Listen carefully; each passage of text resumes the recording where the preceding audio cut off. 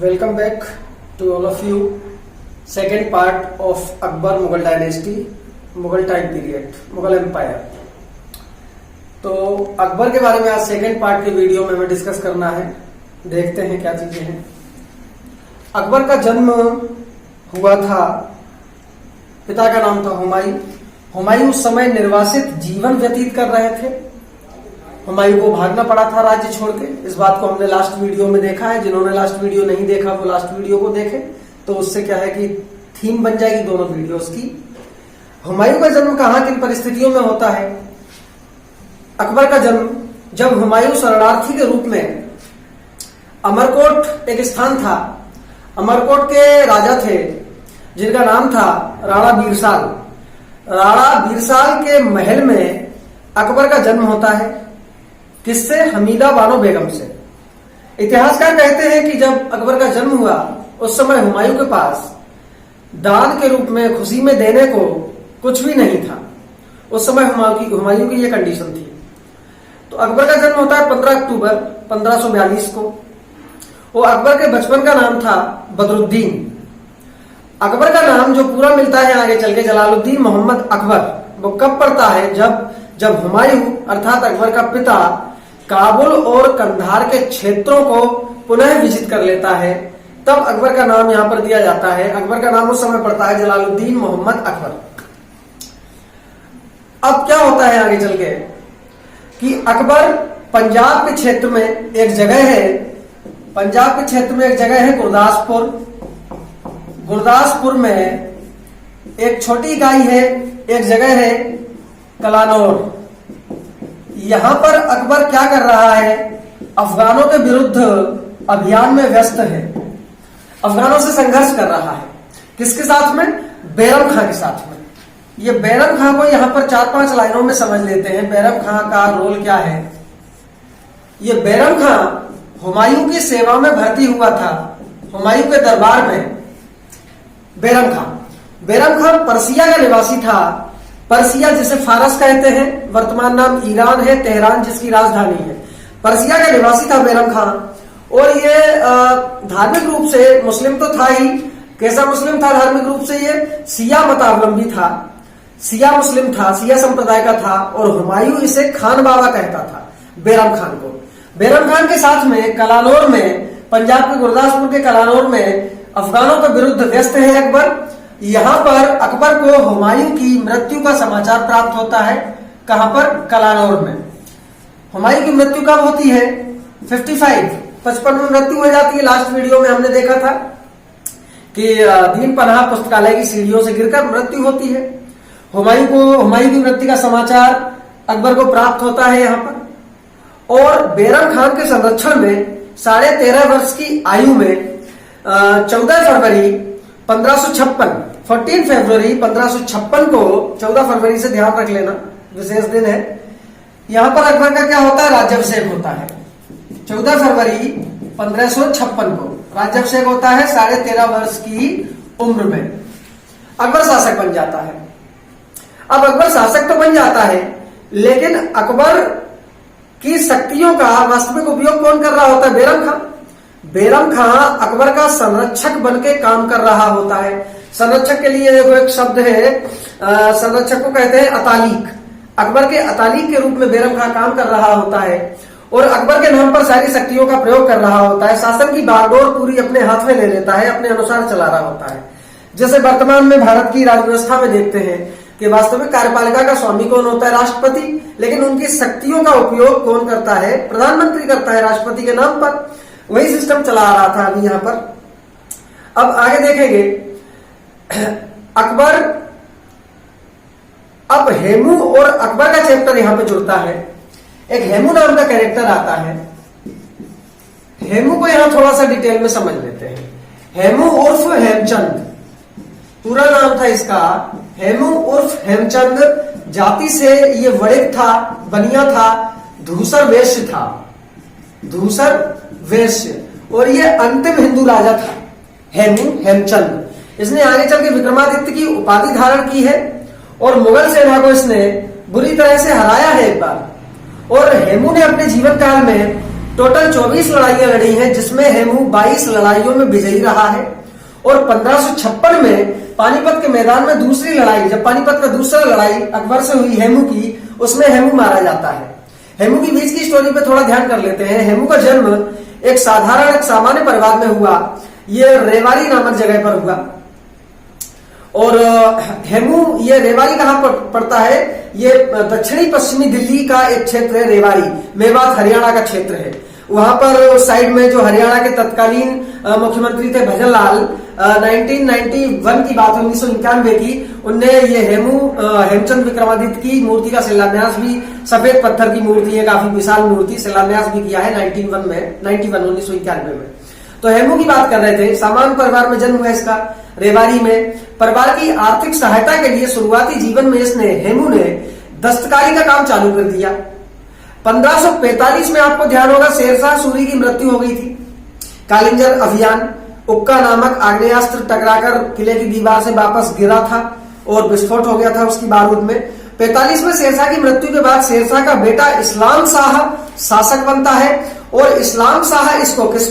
हेमू को बाजार नियंत्रक के पद पर नियुक्त कर देता है। बाजार नियंत्रक। आगे चल के अपनी योग्यता के बल पर यह बाजार नियंत्रक से मुख्य सलाहकार बन जाता है सूरवंश का, उन सूर सम्राटों का। और आगे चल करके जब इस्लाम शाह के बाद में आदिल शाह गद्दी पर बैठता है, सूरवंश का शासक, तो आदिल शाह इसको अपना मुख्यमंत्री और कमांडर इन चीफ सेनापति बना लेता है। और ये अपनी योग्यता के दम पर, हेमू अपनी योग्यता के बल पर ये आपका ग्वालियर से लेकर के और सतलज नदी तक का क्षेत्र जीत लेता है। ये पंजाब में सतलज नदी प्रवाह है, मतलब नॉर्थ इंडिया में इधर ऊपर, इधर पंजाब की साइड तक का क्षेत्र जीत लेता है। और यहाँ पर इतिहास एक ट्विस्ट लेता है हेमू का। हेमू अपने आप को विक्रमादित्य की उपाधि धारण करते हुए स्वतंत्र शासक घोषित कर देता है। मतलब अपने स्वतंत्र शासन की घोषणा कर देता है। कौन? हेमू स्वतंत्र शासन की घोषणा कर देता है और दिल्ली की ओर कूच करता है। हेमू दिल्ली पर आक्रमण करने के लिए चलता है। अब यहाँ तुगलकाबाद वगैरह में बीच में मुगल सेना से इसकी मुठभेड़ होती है। हेमू धावा बोलता है, चूंकि 55 में हुमायूं की मौत हो जाती है और अकबर का राज्याभिषेक 56 में हो रहा है, तो बीच के समय में हुमायूं को मौका मिलता है मुगल सेना पर आक्रमण करने का। और मुगलों में और इनमें अफगानों में बेर तो पहले से ही चला आ रहा था। तो हेमू ने एक बार यहाँ तुगलकाबाद में मुगल सेना को हराया था। तुगलकाबाद में तरदी बेग खान, जो मुगल का प्रतिनिधित्व जो कर रहा था व्यक्ति, उसको हराता है। तब हुमायूं शांति महसूस करता है मुगलों को हरा करके। अब दिल्ली पर कूच करने की ओर आगे बढ़ता है। अब इस स्थिति में अकबर क्या करता है? अपने 10,000 सैनिकों को लेकर के निकलता है और 5 नवंबर 1556 को पानीपत हरियाणा में है, जो पानीपत के मैदान में एक ऐतिहासिक युद्ध होता है जिसे the second battle of Panipat कहा जाता है। पानीपत का द्वितीय युद्ध कहा जाता है। इसमें क्या होता है? अकबर की जीत होती है। लेकिन इतिहासकारों के अनुसार अकबर की सेना इस थकी हुई सेना को भारी पड़ रही थी, लेकिन हुमायूं व्यक्तिगत रूप से और अपने चंद सेनापतियों और चंद वीरों के सहयोग से भारी पड़ रहा था। फिर भी मुगल सेना पर एक देवीय संयोग होता है कि हुमायूं की दाईं आंख में, राइट आई में तीर आगे फंस जाता है और हुमायूं जो है कि बेतरतीब हो जाता है। और हुमायूं की सेना हेमू की सेना बेतरतीब हो जाती है। इधर मुगल सेना को, अकबर को चांस मिल जाता है और अकबर युद्ध जीत जाता है। अब हुमायूं के पास में आते समय बैरम खां अकबर से कहता है कि इसका सर कलम कर दो। अकबर बोलता है कि नहीं, मृत व्यक्ति का मैं सर कलम नहीं करूंगा। तो बैरम खां उसके सर को कलम कर देता है और हेमू के कटे हुए सर को काबुल भिजवा देता है। ये अकबर वर्सेस हेमू का इतना था। अब अकबर पे हम दोबारा लौटते हैं। अब अकबर के बाद हेमू को देख लिया, बैरम खां के बारे में हमने देख ली। बैरम खां का क्या शुरुआती चित्रण था 2-4 पंक्तियों में। अब बैरम खां के पतन के बारे में देख लो। अब यहां से बैरम खां का पतन, अगला ट्विस्ट आता है बैरम खां का पतन। तो बैरम खां के पतन में 2 कारकों ने महत्वपूर्ण योगदान निभाया। पहला तो राज परिवार की जो शाही स्त्रियां थी, शाही हरम की जो स्त्रियां थी, उनका योगदान सबसे ज्यादा रहा बैरम खां के पतन में। अब वो शाही हरम में जो जो महिला थी जिनका सबसे ज्यादा प्रभाव था अकबर के ऊपर। अकबर के शासनकाल को 1560 से लेकर के ये 4 साल चला था, 64। इसको पेटीकोट शासन कहा जाता है। इसमें एक महिला थी माहम अनगा। माहम अनगा का सबसे ज्यादा प्रभाव था अकबर पर, मतलब अकबर के शासकीय और प्रशासकीय कार्यों पर। ये माहम अनगा कौन थी? ये अकबर की धाय मां थी। अकबर की धाय मां थी और माहम अनगा का पुत्र था आदम खान। आदम खान पुत्र था जिसको अकबर का धाय भाई कहा जाता है। अकबर आदम खान की हत्या भी करवा देता है कालांतर में, आगे चल करके आदम खान के अत्याचारों से तंग होकर आदम खान की हत्या भी करवा देता है। तो बैरम खान के पतन की बात हो रही थी, शाही हरम की औरतों का योगदान था। दूसरा, अकबर स्वयं भी चाहता था कि वो स्वतंत्र शासन करे।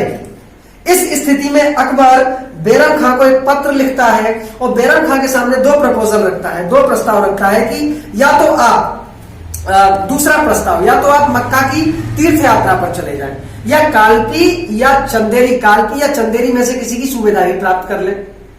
अब संबंध चूंकि कटुतापूर्ण हो गए, खराब हो गए थे, और तो बैरम खान ने उचित समझा कि वो यहां से क्विट कर जाए। बैरम खान तीर्थ यात्रा पर जाता है, मक्का की तीर्थ यात्रा पर, और गुजरात के पाटन नामक स्थान में एक अफगान व्यक्ति मुबारक खां के द्वारा बैरम खान की हत्या कर दी जाती है। अब अकबर की राजपूत नीति पे बात कर लीजिए। प्रारंभ अकबर ने ही किया मुगलों की राजपूत नीति का। किस लिए किया? कि शासन की आंतरिक समस्या से निजात पाने के लिए और जो राजस्व हानि हो रही थी उसकी भरपाई के लिए राजपूत नीति का शासन, ये राजपूत नीति प्रारंभ की अकबर ने।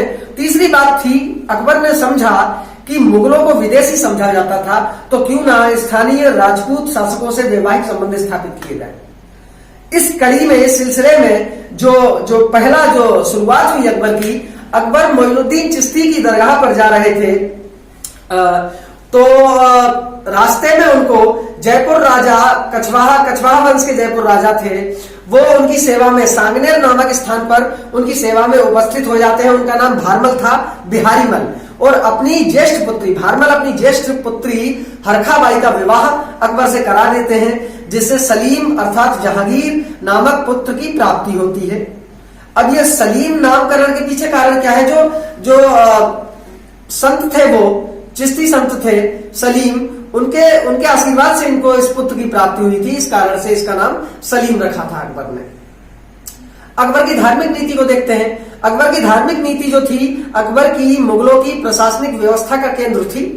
धार्मिक नीति के चलते अकबर ने कुछ चीजें चलाई, जिनमें प्रमुख रूप से आपने देखा होगा 1575 में फतेहपुर सीकरी में इबादत खाना का निर्माण करवाया।